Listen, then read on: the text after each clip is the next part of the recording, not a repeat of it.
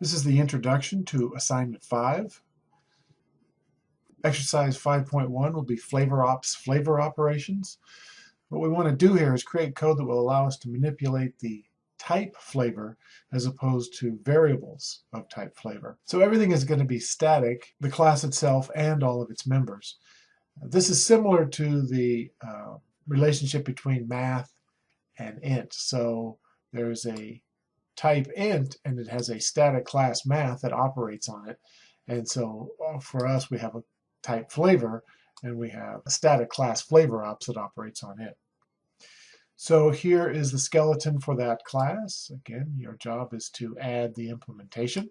Note that since this is new functionality, you don't actually have to change any of your vending machine. In the next exercise, we'll get a chance to do that.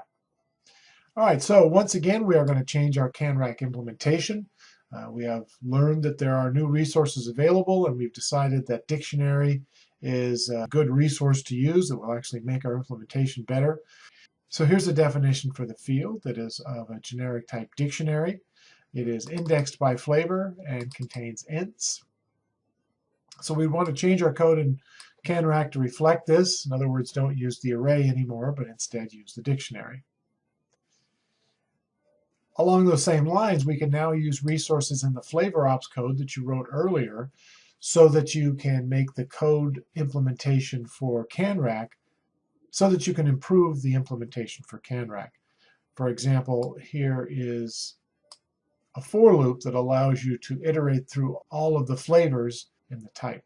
So once you get to all these changes implemented, you should see that there are no more calls to enum inside of CanRack. So we've now separated from CanRack how the flavors are implemented, so that if we needed to change that in the future, we should be more able to do that. Exercise 5.3 is to create a coin box. This gives us an opportunity to use the list collection, in this case, list of coins. And once again, I've given you the skeleton, and it's your job to implement the class. Now, note that there are a number of properties, these are properties, that allow you to know how many coins of a given denomination are in the class. And of course, we could write this any number of ways. What I would like you to do is use link syntax, either using keywords or lambda syntax, to get that information. Obviously, you could use more traditional programming techniques, but the idea here is to get a chance to use link. So once you get that done, you can then modify your main method or your vending machine so that as coins are entered by the human user, your code will drop those coins into a coin box. Exercise 5.4 is exceptions. So what we want to be able to do is handle the exceptions associated with bad user input. For coin, we've pretty much already done that because bad user input ends up being a slug. So what that leaves us with is flavor.